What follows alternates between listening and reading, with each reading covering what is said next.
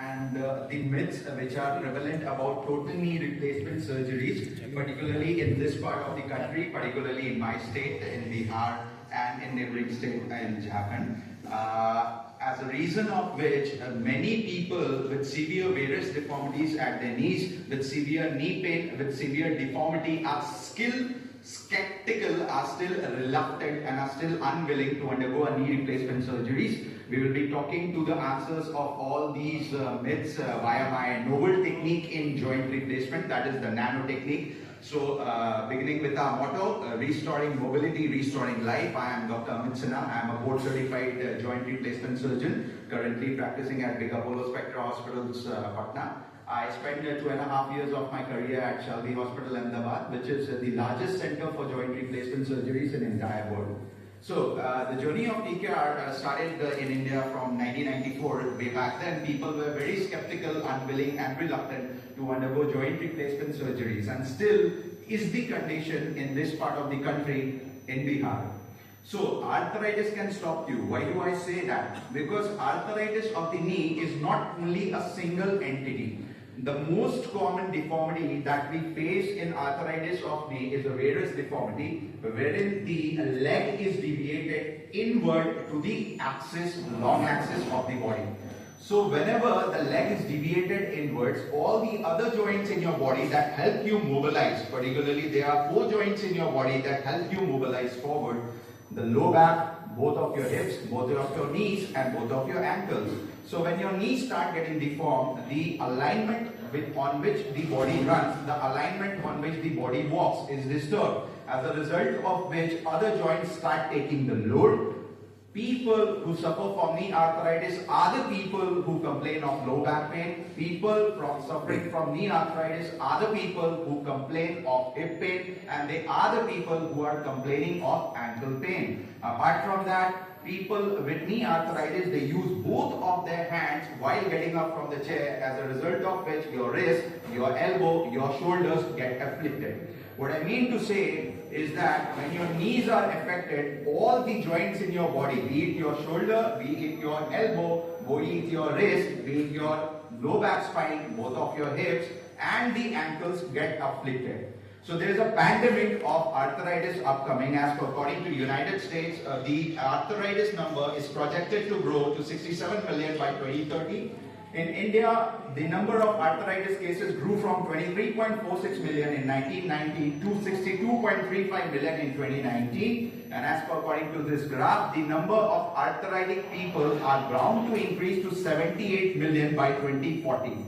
So these are the stages of arthritis. In short, we can see this is a radiographic depiction from grade 0 to grade 4 arthritis as per according to Kellgren-Lawrence grade, wherein there is serial reduction in medial and the lateral joint space to when there is a severe deformity in grade 4 arthritis. So risk factors that we cannot change in arthritis are the family history of disease. If your father, your mother had arthritis or some sort of rheumatoid arthritis, seronegative arthritis, you are most likely to have it. We cannot change it, we cannot help it. Increasing age, specifically females. What happens is that the requirement of calcium and vitamin D in female population is 3 to 5 times more as compared to that of the males. And the required dietary allowance as per according to the Indian standards are not set to the par that it meets the dietary requirement which is required for a female. As a result of which, these are the population, female population is bound to suffer from arthritis at a comparatively younger age as compared to males. So the risk factors that we can change are, of course, obesity. Weight is one of the most important factors which affect arthritis. Again, why do I say that? Because while we walk, there are 2 phases in walking, the stance phase and the swing phase. When we walk, the entire weight of our body is transmitted to our single knee, and when we do that, 3 to 5 times of our body weight is transmitted by a single knee. 60% of the times when we walk. For example, if I weigh 70 kg, approximately 210 to 350 kgs of weight will be transmitted 60% of the times when I walk normally. This will increase to 8 to 10% of times when I start running, and this will increase to 14 to 15 times when I start climbing stairs. That is why when you reduce your weight by 1 kg, the weight or the reduction in load on your knee joints is by 3 to 5 kgs. So risk factors, there are n number of non-surgical treatments available for arthritis, starting from physiotherapy to nutraceuticals. Some also advocate gene cell therapy and whatnot.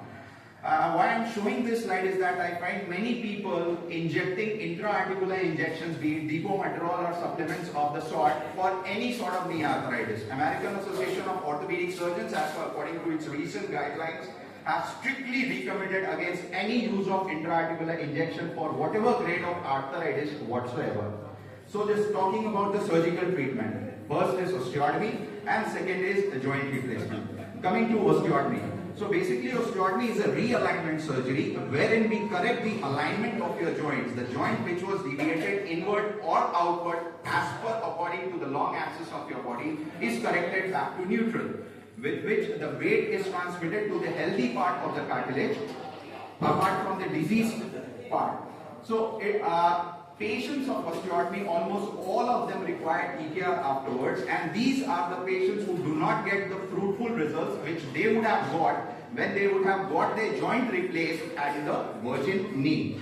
In short, I would like to say that people with osteotomy require TKR afterwards, and the results are not as great as they would have got when they would have done it for a virgin knee. So basically, who needs a TKR? So in short, I would like to say that when the conservative measures are failing and when you are unable to do the activities of daily living, including going to the toilet, including climbing stairs, is when you should think of when you should consider your joints getting replaced. So what are the myths about total knee replacement prevailing these days in this part of the country? First, knee replacement is a surgery for old people. I am too young for a knee replacement. I am obese. I cannot undergo a knee replacement surgery. Patients require long period of immobilization, takes months to recover after a knee replacement surgery. Severe deformity cannot be corrected. I have to give up some activities, sports. I cannot sit cross-legged on the floor after a knee replacement surgery. And the last is the most important, why people differ from getting their joints replaced. That is, pain also persists after getting their joint replaced. That is, there is persistent anterior knee pain after TKR. Our answer to all these myths is Nano technique. So Tata launched a car named Nano. It was small. Whatever modifications of technique we have followed in our knee replacement surgeries, by virtue of which we have reduced the complications of the knee replacement surgery to a bare minimum, or the pain which a patient faces during knee replacement surgery, after knee replacement surgeries, to a bare minimum, to make it a painless experience to the patient, is what we have named as Nano technique. The key features of which are small incision. We also do stitchless surgery, examples of which I will be showing you in coming slides. We advocate painless surgery without the use of any epidural analgesia. Less or minimal chances of infections are there. Patient starts ambulating 6 hours after the surgery as soon as the spinal anesthesia wears off.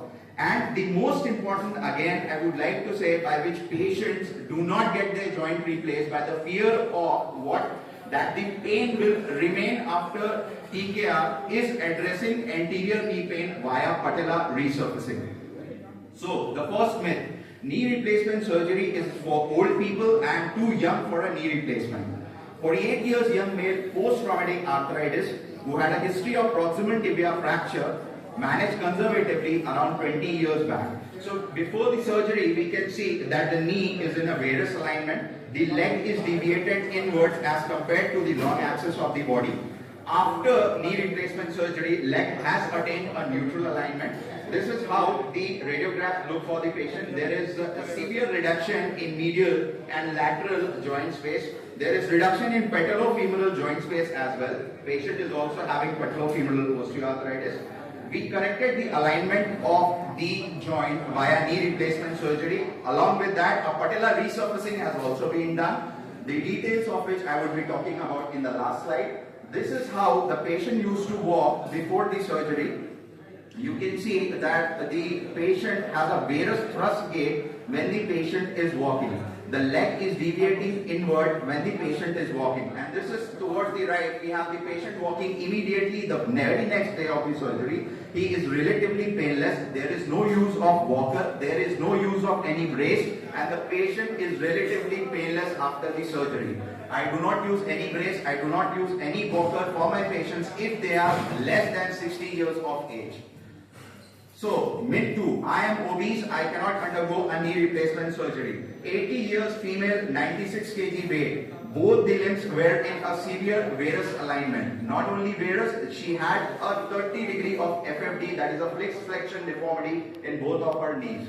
So, the alignment has been corrected towards the right. We can see that the limbs are in a perfect neutral alignment after the surgery. So towards the beginning we see the radiographs pre-operatively wherein there is severe reduction of medial and lateral joint space, extensive osteophytes in the anterior and the posterior region. The knee replacement surgery along with patellar resurfacing has been done. The second radiograph is a depiction of the TKR done for the right knee. The third radiograph is the depiction of TKR done for the left knee. This was a complex replacement wherein a stem was also used. So this is how the patient used to walk. The patient is a 96 kg female who was very skeptical of getting her joints replaced. She is 80 years of age and this is how she used to be carried to the toilet before. This is the patient walking immediately 7 days of the surgery. We'll keep the patient till 6 days for bilateral knee replacement and for 3 days for unilateral knee replacement. The patient who was walking used to take help from 4 people. She is walking with use of a stick immediately 15 days after the surgery. That is the day when we remove our sutures.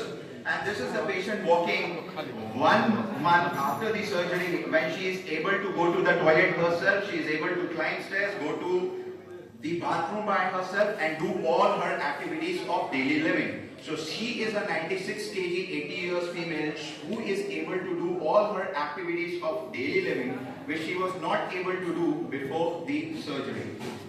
So the third myth, patient takes long period of immobilization or take months to recover. So these are the 2 videos of 2 different patients who have been operated for knee replacement immediately an hour after the surgery when the spinal anesthesia wears off and the patient starts flexing, extending his or her legs without the use of any epidural analgesia. Again repeated, we do not use any kind of epidural analgesia for our patients. So coming to the post-op walking video, these are all our operated patients, some bilateral, some unilateral. You can see all our patients are walking without any brace, without any support, without any pain from the very next day, without the use of any epidural analgesia. So this is the essence of Nano technique, that we have made knee replacement surgeries as much painless to the patient as possible.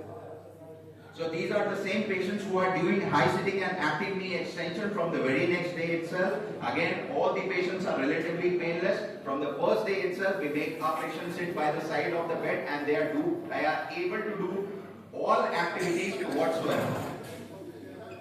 Myth 4, severe deformity cannot be corrected. So this is a 74 years male with severe varus deformity of both the knee. We had to operate him.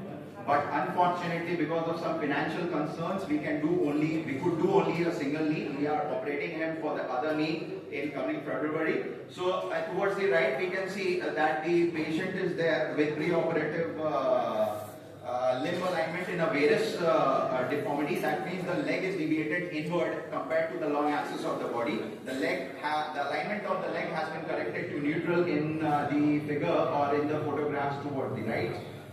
This is the patient, how the patient used to walk before the surgery. He could not go to the toilet, he could not do his activities of daily living. And towards the right is the patient walking after the surgery. The limb alignment is corrected to neutral. There is no use of any brace, there is no use of any walker immediately the very next day after the surgery.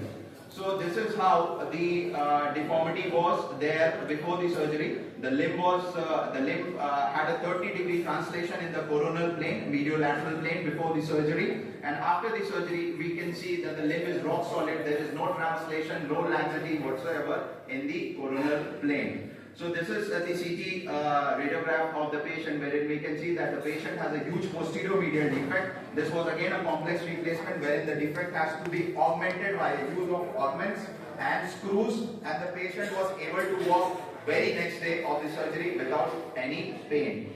So this is again a 75 years male with a subluxated right knee. Again, he was told that he had to live with this joint forever. The femur is subluxated as compared to that of the tibia. He presented to us. We did a total knee replacement along with patellar resurfacing. The joint came back in its position immediately after the surgery. And this is 75 years male. Again, bearing weight from the very next day of the surgery.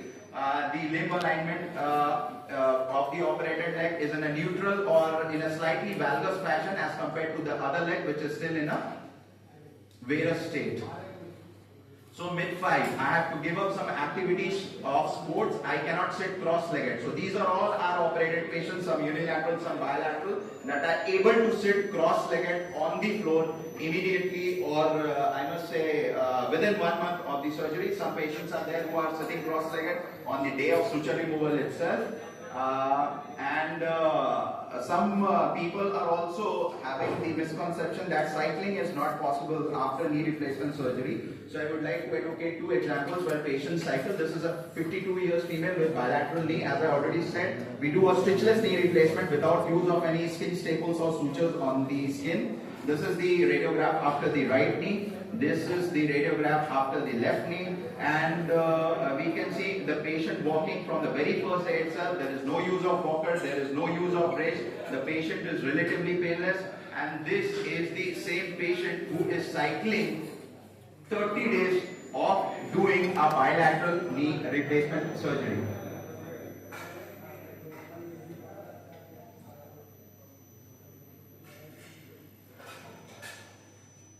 So coming to the second example, again a 52 years female with bilateral knee osteoarthritis. Again a bilateral knee replacement surgery was done. This is the post-operative radiograph after the left knee, the intraoperative picture, how a knee replacement surgery looks like.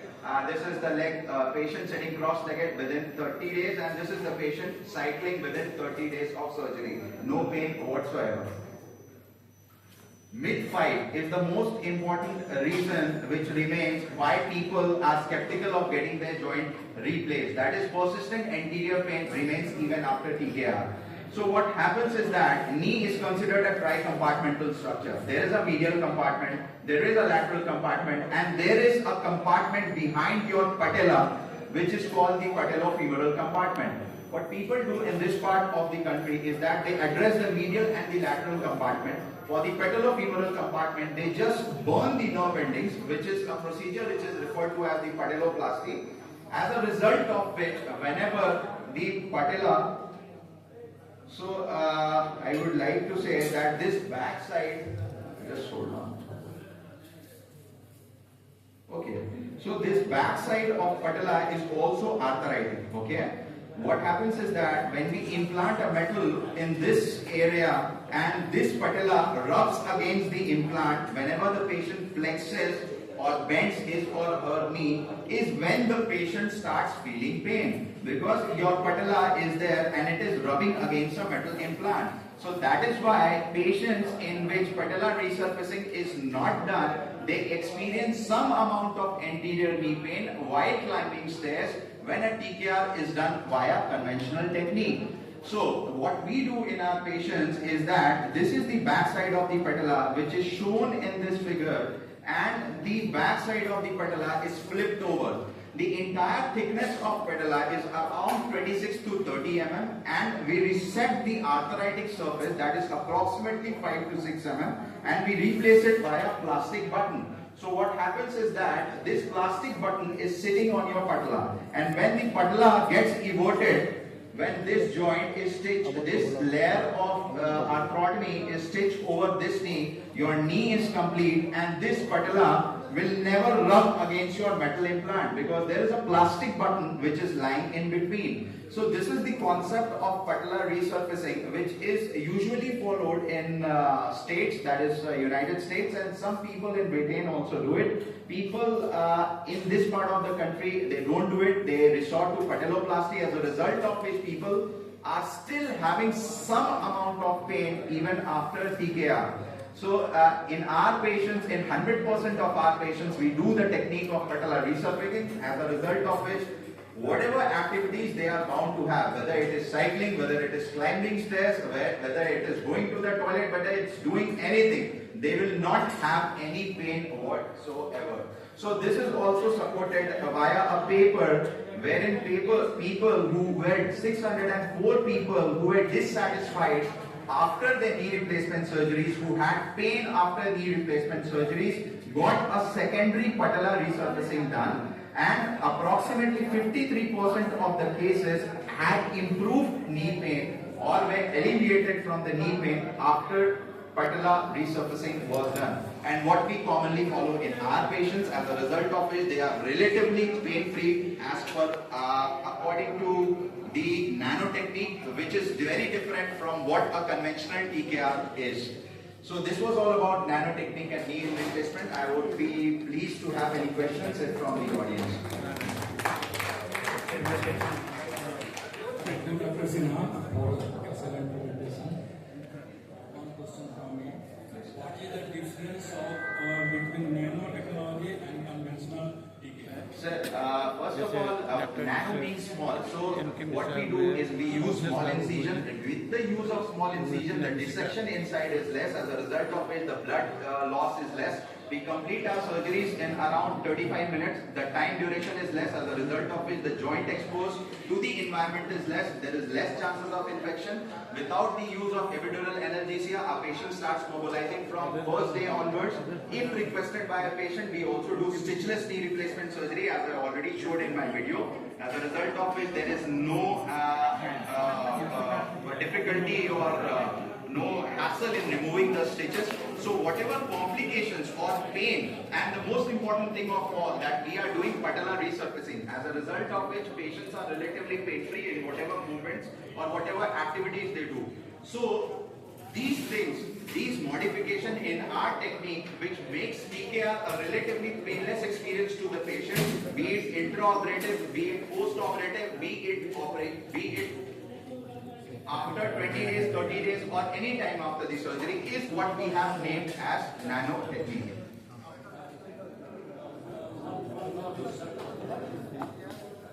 It is possible.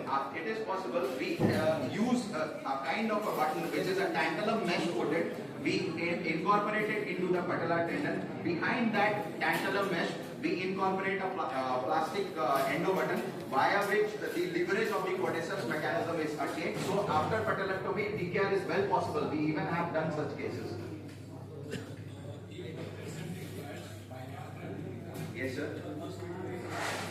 Sir, at present, our staff is not trained to do bilateral TKR in the same setting. So what we are doing is that we are doing it in a staggered fashion. We take 3 days of interval between these two surgeries. For example, if a patient is planned for bilateral TKR, we do the first on, for example, today is the first day. So this is the first day of the surgery. In the evening itself, we'll make the patient mobilize, stand with help of a walker if there is a bit of pain. From the second day onwards, we transfuse blood if we feel that the patient has a bit of blood loss in the surgery, if the blood was initially pre-operatively around 9 or 10, and then we make the patient more mobile. Patient starts doing physio. On the third day, again, patient becomes mobilized, and the fourth day, we do the second knee. Again, these three same sequence follow, and we discharge the patient on 6th day of the surgery.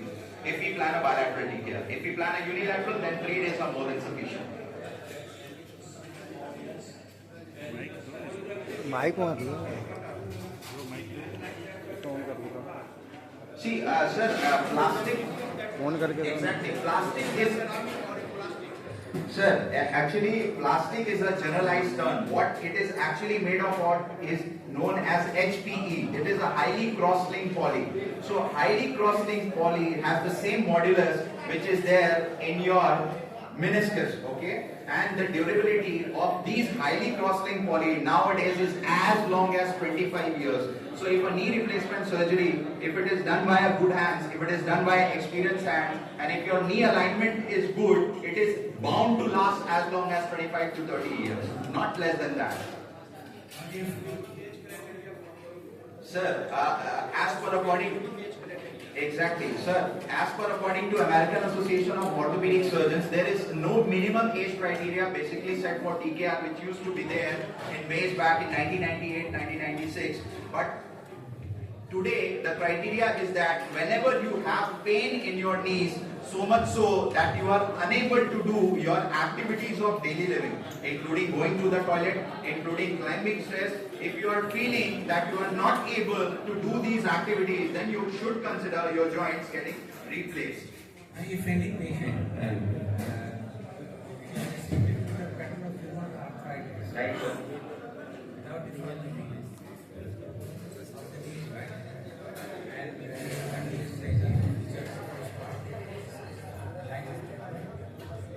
Beg your pardon, sir, I didn't hear it. I didn't hear your question.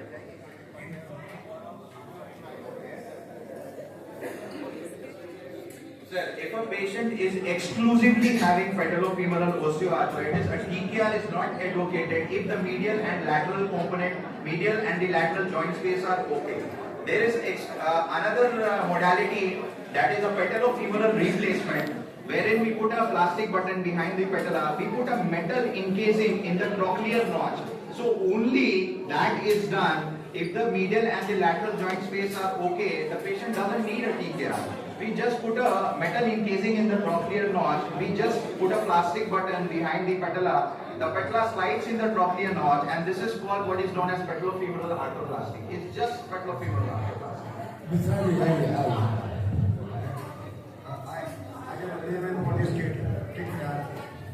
I want to know how is this nanotechnology different from the conventional TKR?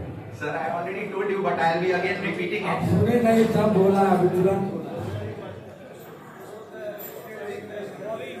minimal access surgery बस इतना ही Sir, for your explanation, for nanotechnology, minimal incision, less time for surgery, and you can also less post-operative pain.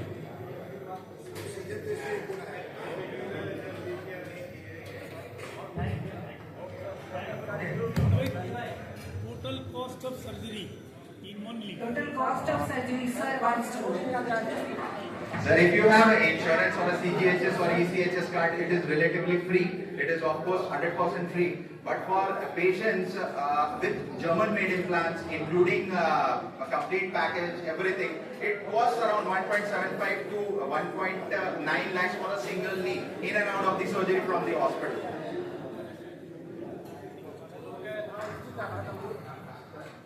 Thank you, Dr. Amit. Those were the explicit photos and videos. If our minds are still fogged,